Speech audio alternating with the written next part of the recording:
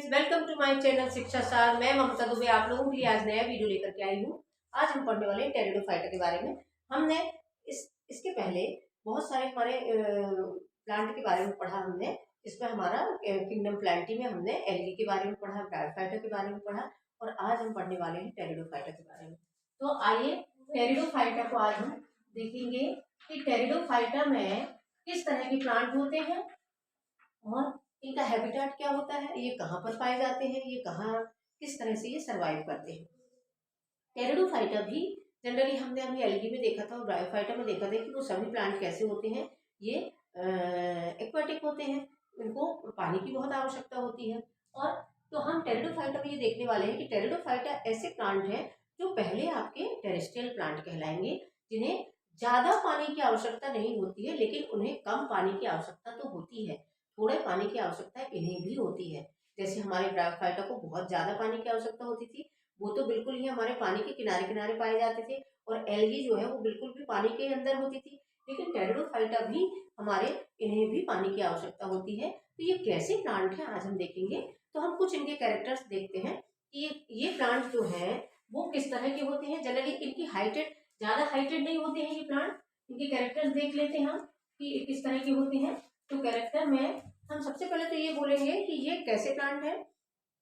इनके ये heighted plant होते हैं क्योंकि इनकी हाइट होती है और हाइट इसलिए होती है क्योंकि इनमें वेस्कुलर सिस्टम डेवलप होता है। इनमें वेस्कुलर सिस्टम डेवलप होता है। वेस्कुलर सिस्टम अभी तक हमारे किसी भी प्लांट में डेवलप नहीं था। इनमें वेस्कुलर सिस्टम प्रेजेंट होता है।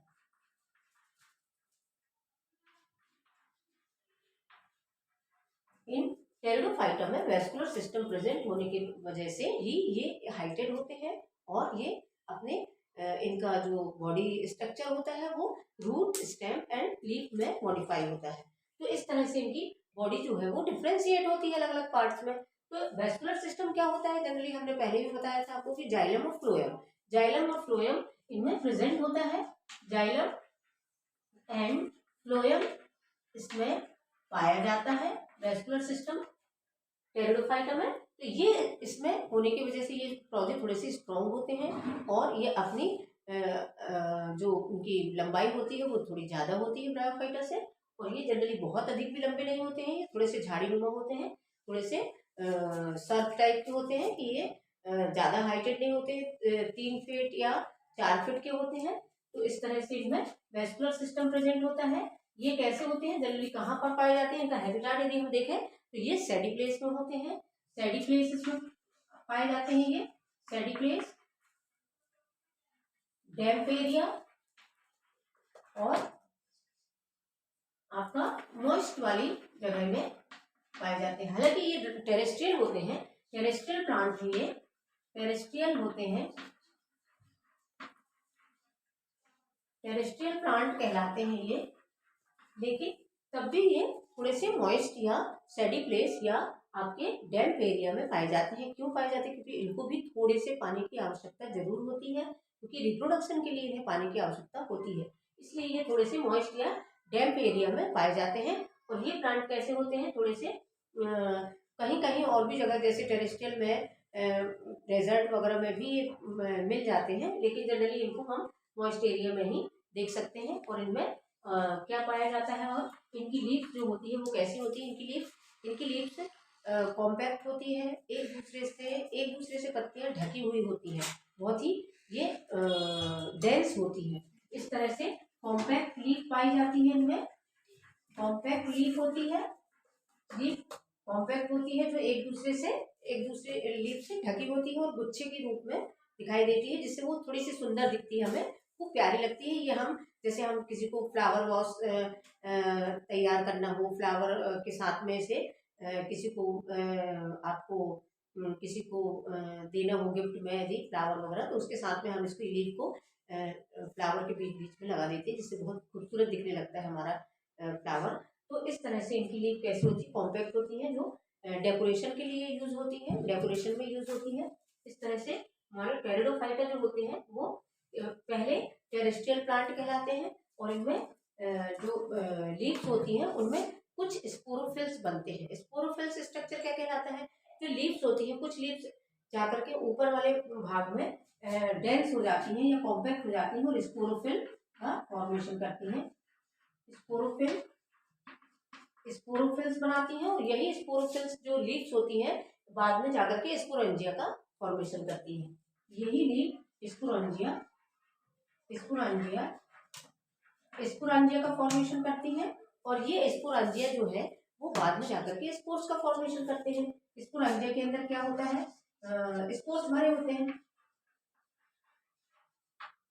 ये स्पोर्स भरे होते हैं स्पोरेंजिया के अंदर और ये स्पोर्स जो है वो फिर फेवरेबल कंडीशन में ये क्या ग्रो करने के लिए स्पोरेंजिया जो है फट जाती है और उसके बाद स्पोर्स बाहर हो जाते हैं। तो इससे हम स्पोरोफिल्स जो लीव्स होती है, लीव्स वाले सेक्शन को हम स्पोरोफिल्स बोलते हैं और जो स्पोरेंजिया जब स्पोरोफिल लीव जो होती है वो स्पोरेंजिया में कन्वर्ट हो जाती है तो उसको हम बोलते हैं स्ट्रोबिलस।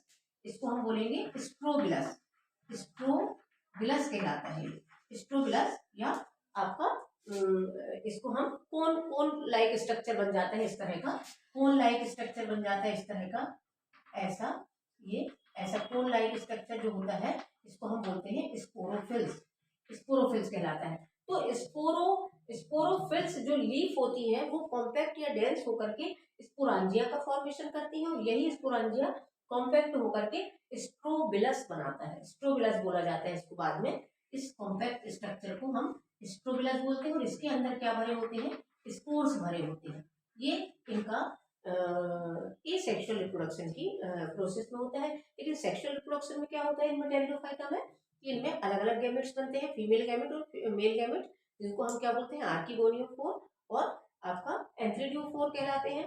तो उनमें इनका अलग अलग स्ट्रक्चर बनता है, मेल गैमेट और फीमेल गैमेट अलग अलग बनते हैं और बाद में वो फ्यूज होकर के फर्टिलाइजेशन के बाद वो अलग से आपका गैमेट बनाते हैं। तो इस तरह से हमने ब्रायोफाइटा में देखा था। लेकिन टेरिडोफाइटा में क्या होता है, टेरिडोफाइटा में कुछ अलग से स्ट्रक्चर बनते हैं जो लीफ के ऊपर बनते हैं, जिनको हम माइक्रोस्पोरोफिल्स या मेगा स्पोरोफिल्स कह सकते हैं और ये बाद में जाकर के स्पोर्स का फॉर्मेशन करते हैं। तो अब हम आगे थोड़ा सा इसका स्ट्रक्चर देखेंगे।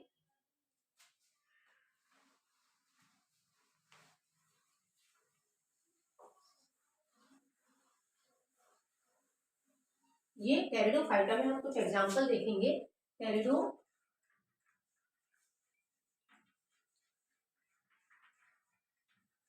टेरिडोफाइटा में हम कुछ एग्जांपल हैं, जैसे आपका स्लेजनीला है और आपका बहुत सारे इक्विसिटम है, तो बहुत सारे एग्जांपल हैं जिसमें अच्छा ये इसकी जो लीफ होती है कुछ स्ट्रक्चर, जैसे मान लो आपका जनरली बहुत सारे प्लांट होते हैं जिनमें लीफ पाई जाती है, स्टेम पाया जाता है और रूट पाया जाता है, लेकिन इनकी लीव्स जो होती है वो कैसी होती है, इनकी लीफ को हम फ्रॉन्ड बोलते हैं, फ्रॉन्ड। और स्टेम को क्या कहा जाता है टेरिडोफाइटा में, स्टेम को राइजोम कहा जाता है, राइजोम। और इनकी रूट कैसी होती है, रूट एडवेंशियस रूट पाई जाती है इनमें, एडवेंशियस रूट होती है इनके अंदर।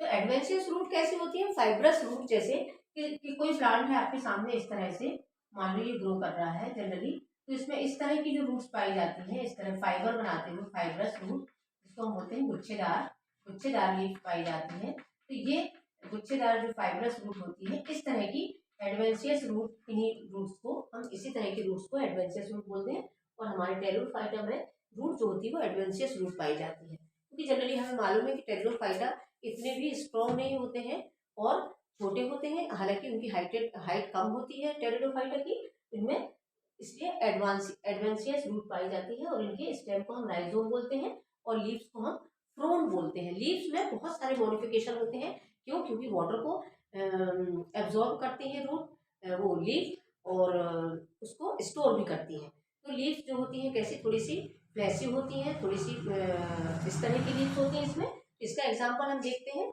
आगे, चलिए। तो आगे हम एग्जाम्पल बताते हैं जिसमें आपको स्लेजनीला का एग्जाम्पल देखिए, आप यहाँ पर स्लेजनीला का डायग्राम है। तो स्लेजनीला में देखो आप किस तरह की लीफ दिखाई दे रही है आपको, कि बिल्कुल पतली पतली है, छोटी सी है, और नोड और इंटरनोड दिखाई दे रहा है आपको। और ये लीव्स है किस तरह से पतली पतली नुकीली हुई नोक टाइप की है, निडल लाइक शेप की हैं और इसमें आपको गैमेटोफिटिक और स्पोरोफिटिक दोनों ही स्टेजेस दिखाई दे रही हैं। तो इसमें गैमेटोफिटिक और स्पोरोफिटिक स्टेज कैसी होती है अब आगे हम देखते हैं।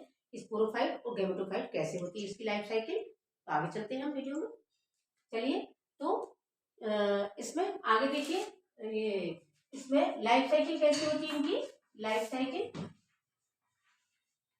साइकिल में इनकी गैमेटोफिटिक स्टेज और स्पोरोफिटिक स्टेज दोनों ही अलग अलग होती हैं। इसमें अभी तक हमने क्या पढ़ा था कि अभी तक जितने भी हमने एल्गी पढ़ा था और ब्रायोफाइटा पढ़ा था उसमें गैमेटोफाइट स्टेज जो है वो फेजेस जो है वो ज्यादा प्रमुख होती है और स्पोरोफाइट बिल्कुल ही कम समय के लिए आती है, बहुत ही छोटी होती है। जैसे एल्गी में हमने देखा था गैमेटोफिटिक थैलस लाइक स्ट्रक्चर होता है और उसमें थोड़े से स्पोर्स लाइक स्ट्रक्चर बनते हैं और स्पोर्स गिर करके फिर से थैलस बना लेता है, तो वो कहलाती है गैमेटोफिटिक फेज। उसमें एल्गी में ज्यादा होती है। इसी तरह से ब्रायोफाइटा में भी एल्गी और ब्रायोफाइटा में गैमेटोफाइट स्टेज जो होती है वो प्रमुख होती है, लेकिन यहाँ टेरिडोफाइटा में स्पोरोफिटिक स्टेज प्रमुख होती है।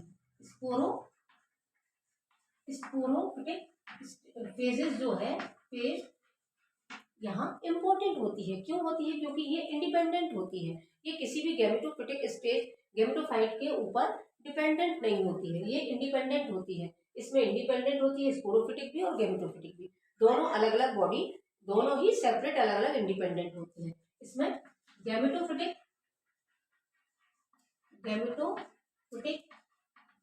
फेज और स्पोरोफिटिक फेज दोनों अलग अलग इंडिपेंडेंट होती है।